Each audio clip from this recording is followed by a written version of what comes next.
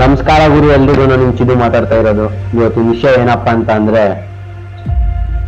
ನಾಥೂರಾಮ್ ಗೂಡ್ಸೆ. ಎಷ್ಟೋ ಜನ ಇವ್ರನ್ನ ವಿಲನ್ ಅನ್ಕೊಂಡ್ಬಿಟ್ಟವ್ರೆ, ಗೊತ್ತಿಲ್ಲ ಇವರೊಬ್ರು ಹೀರೋ ಅಂತ.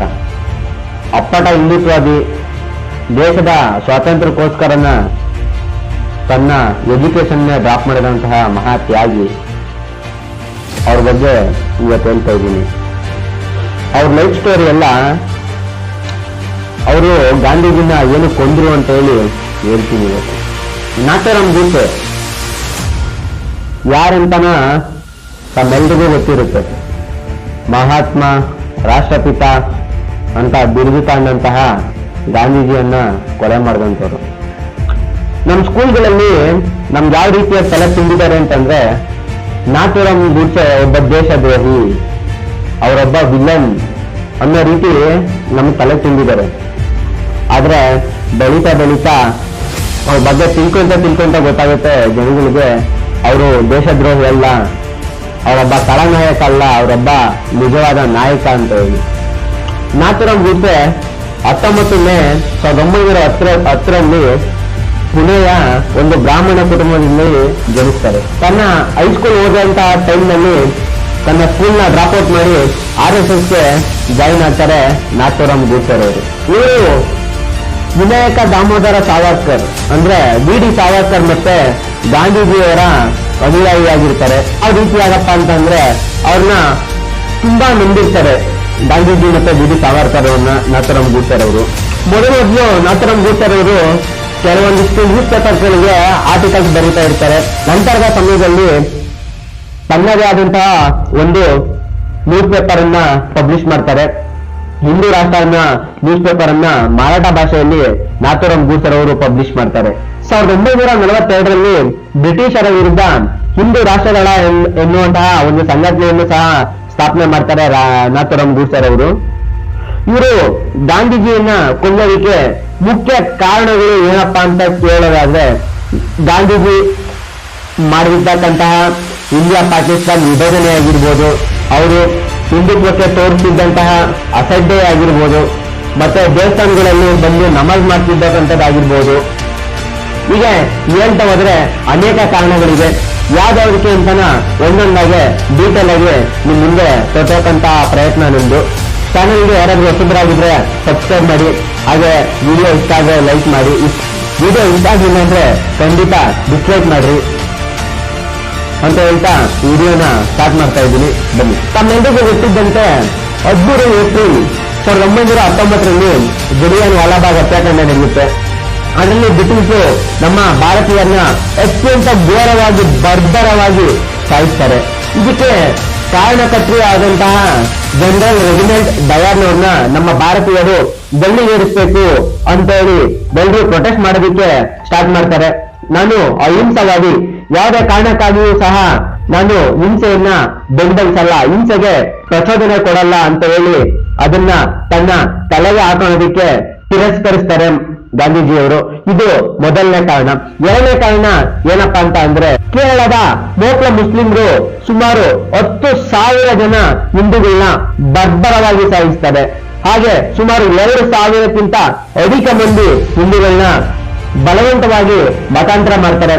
ಇದಕ್ಕೂ ಸಹ ಯಾವುದೇ ರೀತಿಯಾದಂತಹ ವಿರೋಧವನ್ನ ವ್ಯಕ್ತಪಡಿಸಲ್ಲ ಗಾಂಧೀಜಿಯವರು. ಇನ್ನು ಮೂರನೇ ಕಾರಣ ಏನಪ್ಪಾ ಅಂತಂದ್ರೆ, ಗಾಂಧೀಜಿಯವರು ದೆಹಲಿಯ ಒಂದು ದೇವಸ್ಥಾನಕ್ಕೆ ಹೋಗಿ ಅಲ್ಲಿ ಪೂಜೆ ನಡೆಯತಕ್ಕಂತಹ ಸಮಯದಲ್ಲಿ ಅಲ್ಲಿ ಕೂತ್ಕೊಂಡು ನಮಾಜ್ ಮಾಡ್ತಿರ್ತಾರೆ.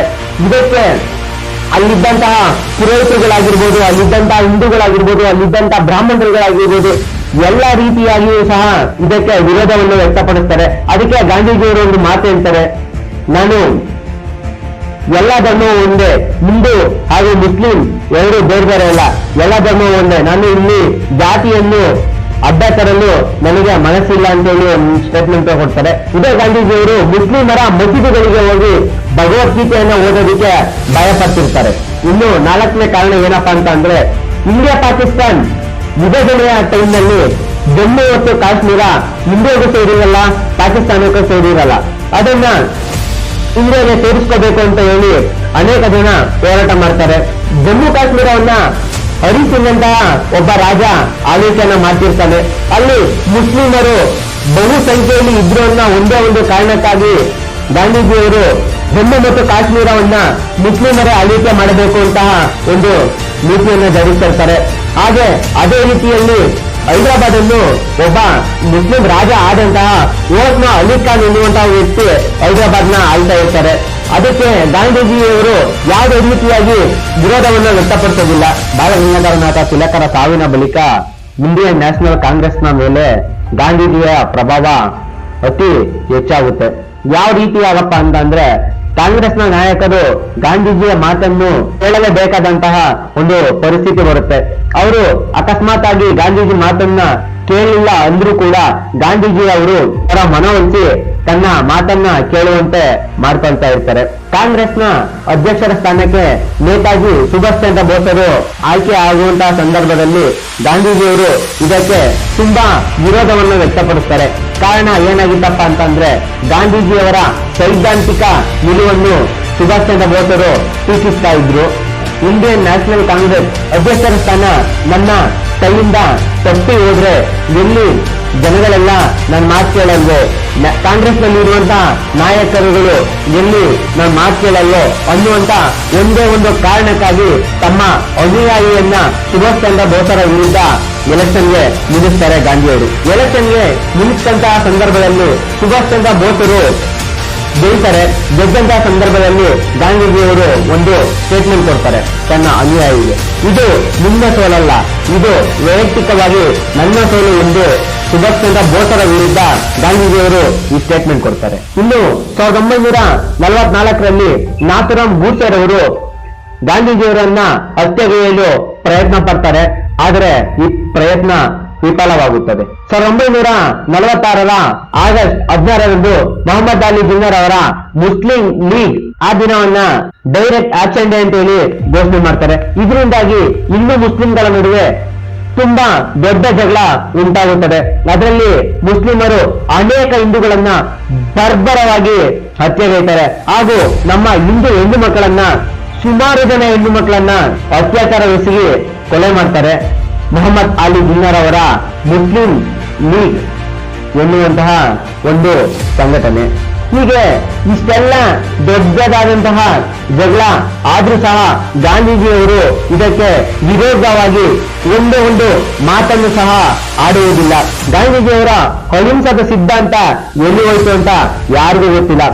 20 ಜನವರಿ 1948ರಂದು ನಾಥುರಾಮ್ ಗೂಡ್ಸೆ ಅವರು ಗಾಂಧೀಜಿಯವರನ್ನ ಗ್ರೆನೇಡ್ನಿಂದ ಕೊಲ್ಲಲು ಮುಂದಾಗ್ತಾರೆ.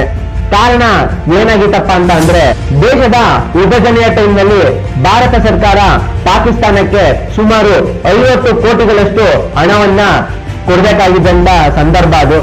ಅದಕ್ಕೆ ಸರ್ದಾರ್ ವಲ್ಲಭಾಯ್ ಪಟೇಲ್ ಅವರು ಪಾಕಿಸ್ತಾನಕ್ಕೆ ಒಂದು ಮಾತು ಹೇಳ್ತಾರೆ, ಜಮ್ಮು ಮತ್ತು ಕಾಶ್ಮೀರ ಭಾರತದಲ್ಲಿ ಐಕ್ಯ ಆಗುವವರೆಗೂ ನಾವು ಯಾವುದೇ ಕಾರಣಕ್ಕಾಗಿಯೂ ಸಹ 50 ಕೋಟಿ ಹಣವನ್ನ ನೀಡುವುದಿಲ್ಲ ಅಂತೇಳಿ. ಅದಕ್ಕೆ ಮಹಾತ್ಮ ಗಾಂಧೀಜಿಯವರು ಉಪವಾಸ ಸತ್ಯಾಗ್ರಹವನ್ನ ಕೈಗೆತ್ತಿಕೊಳ್ತಾರೆ. ಮಾತೆತ್ತಿದ್ರೆ ಸಾಕು ಉಪವಾಸ ಸತ್ಯಾಗ್ರಹ, ಇದು ಇವರೊಂದು ದೊಡ್ಡ ಅಸ್ತ್ರವಾಗಿತ್ತು ಗಾಂಧೀಜಿಯವರಿಗೆ. ಉಪವಾಸ ಸತ್ಯಾಗ್ರಹವನ್ನ ಕೈಗೊಂಡಿದ್ದಂತಹ ಸಂದರ್ಭದಲ್ಲಿ ಗಾಂಧೀಜಿಗೆ ಸುಮಾರು 70ರಿಂದ 75 ವರ್ಷ ವಯಸ್ಸಾಗಿರ್ಬಹುದು. ಆದರೂ ನಮ್ಮ ಭಾರತ ಸರ್ಕಾರ ಇದಕ್ಕೆ ಯಾವುದೇ ರೀತಿಯಾಗಿ ಮಣೆ ಹಾಕುವುದಿಲ್ಲ. ತದನಂತರದ ಸಂದರ್ಭದಲ್ಲಿ ನಮ್ಮ ಭಾರತ ಸರ್ಕಾರ ಗಾಂಧೀಜಿಯವರ ಆರೋಗ್ಯದ ಮೇಲೆ ಗಮನಹರಿಸಿ ಪಾಕಿಸ್ತಾನಕ್ಕೆ 50 ಕೋಟಿ ರೂಪಾಯಿಗಳನ್ನು ಕೊಡುವಲ್ಲಿ ಸಫಲರಾಗ್ತಾರೆ. ಅವತ್ತು ಗಾಂಧೀಜಿ ಈ ಉಪವಾಸ ಸತ್ಯಾಗ್ರಹವನ್ನು ಮಾಡದಲೇ ಇದ್ದಿದ್ರೆ ಜಮ್ಮು ಮತ್ತು ಕಾಶ್ಮೀರ ಪೂರ್ಣವಾಗಿ ನಮ್ಮ ಹಿಂದೂಸ್ತಾನಕ್ಕೆ ಸೇರ್ಪಡೆಗೊಳ್ತಿತ್ತು. ಅದು ನಡೆದು ಸುಮಾರು 10 ದಿನಗಳ ಬಳಿಕ ಅಂದ್ರೆ 30 ಜನವರಿ 1948ರಂದು ನಾಥುರಾಮ್ ಗೂಡ್ಸೆ ಅವರು ಗಾಂಧೀಜಿಯವರನ್ನ ಒಂದು ಬಂದೂಕಿನಿಂದ 3 ಗುಂಡುಗಳನ್ನು ಗಾಂಧೀಜಿಯವರ ಎದೆಗೆ ಹೊಡೆದು ಸಾಯಿಸ್ತಾರೆ. ಸಾಯಿಸಿದಂತಹ ಸಂದರ್ಭದಲ್ಲಿ ನಾಥುರಾಮ್ ಗೂಡ್ಸೆ ಅವರು ಅಲ್ಲಿಂದ ತಪ್ಪಿಸಿಕೊಳ್ಳೋದು ಅವ್ರಿಗೇನು ದೊಡ್ಡ ಸವಾಲಾಗಿರಲಿಲ್ಲ. ತುಂಬಾ ಈಸಿಯಾಗಿ ನಾಥುರಾಮ್ ಗೂಡ್ಸೆ ಅವರು ಅಲ್ಲಿಂದ ತಪ್ಪಿಸ್ಕೋಬಹುದಾಗಿತ್ತು. ಆದ್ರೆ ನಾಥುರಾಮ್ ಗೂಡ್ಸೆ ಅವರು ತಪ್ಪಿಸ್ಕೊಂಡೆ ಅಲ್ಲೇ ನಿಂತ್ಕೊಳ್ತಾರೆ. ಟೋಟಲಿ ಹೇಳ್ತಾರೆ ಗಾಂಧೀಜಿಯವರು ಸಾಮೂಹಿಕ ಕೊಲೆಗಡುಕ ಅಂತೇಳಿ.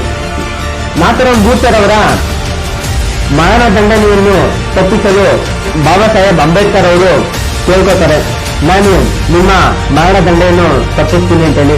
ಅದೇ ರೀತಿಯಾಗಿ ಗಾಂಧೀಜಿಯವರ ಮೊಮ್ಮಗನೂ ಸಹ ನಾಥೂರಾಮ್ ಗೂಡ್ಸೆ ಅವರ ಮರಣ ದಂಡನೆಯನ್ನು ತಪ್ಪಿಸಿ ಎಂದು ಹೇಳ್ತಾರೆ. ಮತ್ತೆ ನಾಥೂರಾಮ್ ಗೂಡ್ಸೆ ಅವರು ಒಂದು ಮಾತು ಹೇಳ್ತಾರೆ, ನನ್ನ ದೇಶದ ಜನರಲ್ಲಿ ನನ್ನ ಮೇಲೆ ಕನಿಕರ ಬರಬಾರದು. ಇಂದಲ್ಲ ನಾಳೆ ನಾನು ಮಾಡಿದಂತಹ ಕೆಲಸ ಅವರಿಗೆ ಗೊತ್ತಾಗುತ್ತದೆ. ನನಗೆ ಮರಣದಂಡನೆಯನ್ನೇ ಉಳಿಸಲಿ ಅಂತ ಹೇಳಿ ಕೇಳ್ಕೊತಾರೆ.